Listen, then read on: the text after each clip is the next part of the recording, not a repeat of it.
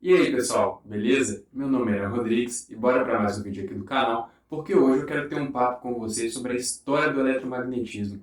Porque me diz aí, sabe como é que o eletromagnetismo ele foi sendo construído e moldado ao longo do tempo? É sobre isso que eu quero falar no vídeo de hoje. Então nesse vídeo eu vou passar pela evolução dos conceitos ao longo da história, como é que eles foram sendo construídos e alguns pontos chaves na história do eletromagnetismo. De forma que, como meu objetivo é trazer um panorama histórico da teoria, mais do que abordar suas especificidades técnicas ali, eu resolvi dividir esse vídeo em três partes, que são basicamente o seguinte: a importância da fenomenologia, o eletromagnetismo antes de Marx e o eletromagnetismo depois de Marx. Dito isso, bora lá então, né? Vamos começar falando da importância da fenomenologia na construção do eletromagnetismo. De forma geral, historicamente, a teoria eletromagnética ela foi sendo construída com uma base forte na fenomenologia, ou seja, os conceitos chaves do entendimento da teoria eletromagnética e ao longo da história foram fortemente baseados nos experimentos. Isso é um aspecto muito importante do eletromagnetismo, porque de forma geral não foram considerações teóricas que foram sendo feitas para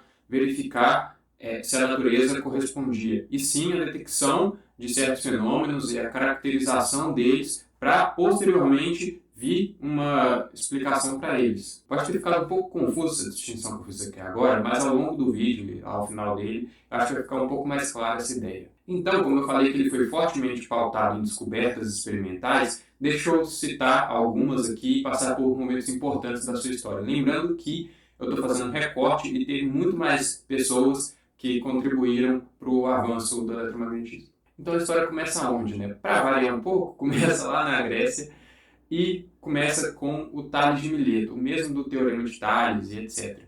Ele detectou e percebeu que, ao atritar pedaços de âmbar, ele era capaz de atrair pequenos corpos, pequenas partículas. A gente até costuma ver esses experimentos muitas vezes, em que atritando pedaços, hoje em dia não de âmbar, né, mas de outros objetos, eles são capazes de atrair pedacinhos de folha de papel, por exemplo. De forma que esse experimento do Thales ele é a primeira detecção documentada da eletricidade. Aí, dando um salto gigante na história aqui, de mais de 1000 anos, o William Gilbert ele foi um dos primeiros a investigar sistematicamente e com base em métodos científicos fenômenos elétricos e magnéticos, de forma que também se tem os primeiros registros históricos do termo eletricidade vindos dele, né? Ou seja, ele foi o primeiro a usar esse termo eletricidade. E, além disso, ele também chegou a constatar que a própria Terra era um ímã gigante. Dando outro salto no tempo, em 1733, o Charles Cisterney, ele descobriu que tinham dois tipos de eletricidade, no caso positiva e negativa. E esse foi um dos primeiros pontos que marca também a história da carga elétrica, mas que eu não vou abordar aqui, apesar de que é um ponto importante no eletromagnetismo. Mais tarde, no século XVIII, o Benjamin Franklin, quando ele estava conduzindo diversos experimentos elétricos e magnéticos, ele chegou a descobrir que existiam dois tipos de cargas, né, que o Charles Cisterney ele descobriu que tinha dois tipos de eletricidade. O Franklin descobriu que tinha dois tipos de cargas, no caso, uma positiva e outra negativa. De forma que, dada essa descoberta de Franklin, é devido a ele também que hoje a gente tem aquela péssima convenção, diga-se de passagem, de que a corrente elétrica em um circuito, a gente costuma representar de que ela flui do polo positivo para o negativo. É devido a Franklin essa convenção, porque na época ele imaginava que eram as cargas positivas que se deslocavam. Só que hoje em dia a gente sabe que em um circuito, por exemplo, são os elétrons que se deslocam e as cargas positivas, né, os prótons, eles não se deslocam, pelo fato dos prótons estarem presos no núcleo atômico. Agora, já no ano de 1785, a natureza ela presenteou o Charles Coulomb com a descoberta de uma lei importantíssima que veio a servir de base para a lei de Gauss dos campos elétricos, que no caso é a lei de Coulomb. Ela presenteou o Charles Coulomb com a descoberta dessa lei e porque foi um presente. Além do prazer da descoberta em si, obviamente, o que acontece? Essa lei ela tem um aspecto muito peculiar e que é muito parecido também com o da lei da gravitação universal. A lei da gravitação universal e a lei de Coulomb, elas são duas leis que possuem o mesmo comportamento. São duas leis do inverso do quadrado da distância. No caso, Charles Coulomb ele detectou que a força sentida por duas cargas, aliás, que uma carga faz em outra carga, é uma lei do tipo inverso do quadrado da distância, tal como acontecia na gravitação universal já descoberto por Newton há um tempo atrás. E como eu disse, né, essa lei ela foi importantíssima para a construção da lei de Gauss do eletromagnetismo, que diz que o fluxo elétrico através de uma superfície fechada é proporcional à quantidade de carga dentro dessa superfície. Agora, a gente está num período aqui em que tanto a eletricidade como o magnetismo já eram conhecidas, né?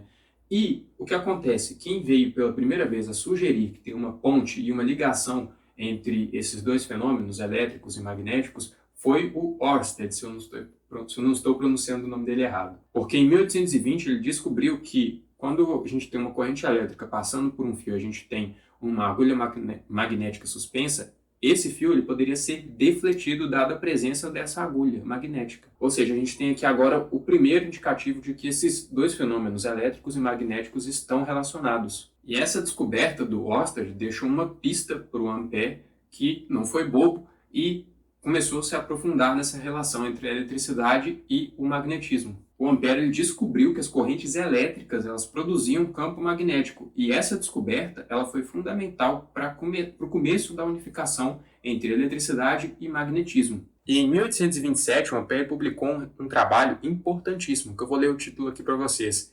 Memória sobre a teoria matemática dos fenômenos eletrodinâmicos exclusivamente deduzidos da experiência, que falava um pouco sobre a relação entre a força que uma corrente exerce sobre outra através de efeitos eletromagnéticos. E dentre os resultados desse trabalho, eu vou falar apenas um aqui de exemplo. Ele constatou que se, por exemplo, a gente tem dois fios paralelos aqui, e se eu tenho nesses dois fios fluindo corrente no mesmo sentido, esses fios eles vão se aproximar, e se eu tenho, ao contrário, né, corrente fluindo em um sentido e corrente fluindo no outro sentido, esses fios eles vão se repelir. Dito isso sobre as contribuições de Ampère, agora eu quero falar de outra pessoa importantíssima também, que foi o Michael Faraday. Bom, o Michael Faraday ele tem uma história sensacional, em que eu convido vocês a procurarem depois para saber, mas, basicamente, ele foi um dos maiores experimentalistas de sua época, e graças a ele, a gente não tem somente uma das leis de Maxwell, tal como a gente conhece hoje, mas também ele foi um dos primeiros a fazer trabalhos que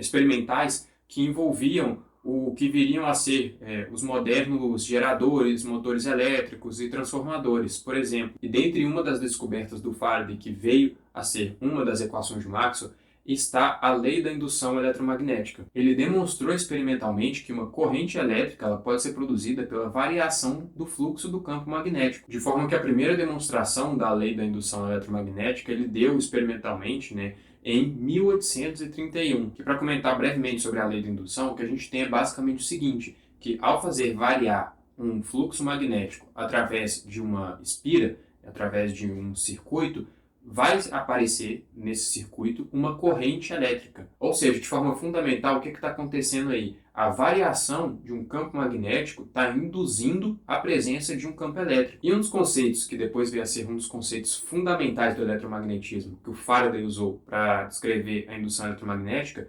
foi o conceito de linhas de força. Porém, na época, esse conceito não foi tão bem aceito assim, porque ele não tinha uma formulação matematicamente muito precisa. De forma que bem depois o Maxwell ele vem inclusive resgatar essa ideia do Faraday e usar esse conceito para descrever os seus trabalhos em eletromagnetismo. E por que esse conceito de linhas de força ele é importante, né? Porque isso daí ajuda a eliminar a ideia de ação à distância, que era tão comumente adotada na época e que é uma visão problemática, no sentido de dar uma explicação satisfatória aos fenômenos elétricos e magnéticos. Então, Faraday supôs que a eletricidade e o magnetismo eles agiam através dessas linhas de forças, e que então elas teriam ali uma existência real e que estariam por trás dos fenômenos eletromagnéticos. De forma que esse então foi um conceito fundamental no avanço da compreensão do eletromagnetismo. De forma que agora então a gente chega no eletromagnetismo após Maxwell. Só recapitulando então, o que a gente conhecia antes do Maxwell chegar e poder fazer suas contribuições, né? A gente tinha ali o conhecimento experimental da lei de Gauss para os campos elétricos, a lei de Gauss para os campos magnéticos, da lei da indução de Faraday e da lei de Ampère. Ou seja, né, o que viria a ser as modernas leis do eletromagnetismo, elas já estavam postas. Então, falando de Maxwell, né,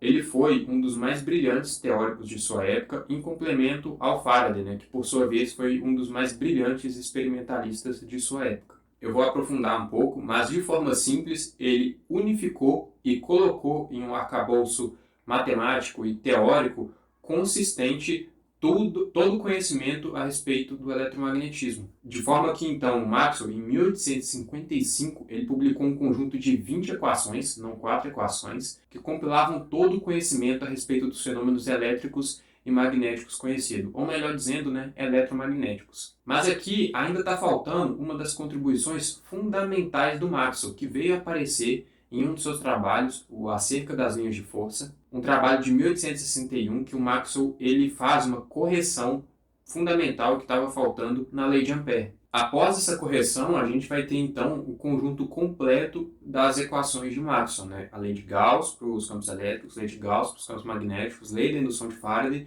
e a lei de Ampère, Maxwell agora. E o que era essa correção, né? Bom, motivado por argumentos puramente teóricos e na ideia que hoje a gente sabe que estava equivocada da existência do éter, essa correção dizia para a gente nada mais nada menos que um campo elétrico que varia no tempo também induz um campo magnético, tal como a gente tinha na lei de Faraday, em que nessa daqui eram campos magnéticos que variavam, induziam campos elétricos. A correção de Maxwell dizia para a gente que campos elétricos que variam induzem campos magnéticos. E quando eu digo variar, eu estou me referindo à variação no tempo. E essa correção, o Maxwell chamou ela de corrente de deslocamento, que hoje a gente sabe que é um termo equivocado, porque não é uma corrente em si, mas sim um campo elétrico que varia no tempo. E bom, eu tinha falado que essa correção era fundamental, né? Mas fundamental por quê? Porque com essa correção, o Maxwell, não satisfeito, ele deduziu a existência das ondas eletromagnéticas. E essa correção era a peça que faltava para chegar a essa conclusão de que ondas eletromagnéticas existiam. De forma que, por volta de 1862, usando dados experimentais conhecidos na época, o Maxwell chegou a calcular a velocidade de propagação dessas ondas eletromagnéticas, ou a luz, né, no vácuo. E ele chegou ao seguinte valor que eu vou colocar aqui na tela. Esse valor que vocês estão vendo aí é um valor muito próximo do conhecido atualmente. E em um trabalho de 1864, o Maxwell ele escreve o seguinte, né, que a concordância dos resultados parece mostrar que a luz e o magnetismo são efeitos da mesma substância e que a luz é uma perturbação eletromagnética propagada através do campo de acordo com as leis eletromagnéticas. Tal previsão das ondas eletromagnéticas, né, elas foram detectadas depois por Hertz, que pela primeira vez detectou a existência então das ondas eletromagnéticas. Bom, se você está gostando do vídeo até agora, não deixe de deixar o gostei aqui embaixo para ajudar o canal. E se você não for inscrito, se inscreva também aqui para poder acompanhar os próximos vídeos. Concluindo, eu queria chamar a atenção para o seguinte ponto, né? Apesar do nome As Equações de Maxwell, ou As Leis de Maxwell, a gente viu que elas foram resultado de diversos cientistas e diversas contribuições e constatações experimentais que foram sendo feitas ao longo do tempo e que por fim culminou no conjunto das equações de Maxwell. Um outro ponto bem interessante é que lembra que eu falei que foram 20 equações e não são as 4 como a gente conhece hoje? Pois é, depois do Maxwell vieram outros cientistas, tal como, mais especificamente, né, o Oliver Lodge, o Oliver Heaviside, o George Fitzgerald e o Heinrich Hertz, que ajudaram a dar uma interpretação para os trabalhos de Maxwell, que na época não eram bem aceitos, e também a reduzir esse número de equações para a forma como a gente está acostumado, que são o conjunto das 4 equações de Maxwell. E esses 4 cientistas que eu citei aqui, em um livro do Bruce Hansch, ele chama eles de Os Seguidores de Maxwell. É um livro muito bom que eu li na segunda metade da graduação e conta um pouco sobre essa história do desenvolvimento do eletromagnetismo. E bom, um amigo meu, o Felipe, do canal É Física, ele tem um vídeo muito bom em que ele fala especificamente sobre esse livro, Os Seguidores de Maxwell, de forma que eu vou deixar aqui na descrição, para caso vocês queiram ir lá assistir. Por fim, a gente viu então, né, que a história do eletromagnetismo ela foi fortemente baseada na fenomenologia e na realização de experimentos em que, no final, ali para o século XIX, que realmente a gente teve a unificação dos fenômenos elétricos e magnéticos em um conceito só no eletromagnetismo, né? De forma que, então, a teoria eletromagnética ela teve profundas implicações no mundo moderno, como conhecemos hoje, que é muito pautado nos fenômenos e no conhecimento do eletromagnetismo. No mais, me conta aí nos comentários se você gostou desse tipo de vídeo, com uma abordagem mais histórica de uma das áreas importantíssimas da física, que eu posso vir a fazer um vídeo no futuro sobre outras áreas, né? Mecânica, por exemplo, e etc. Bom, era isso que eu tinha para dizer no vídeo de hoje. Muito obrigado pela sua atenção e vejo você no próximo vídeo.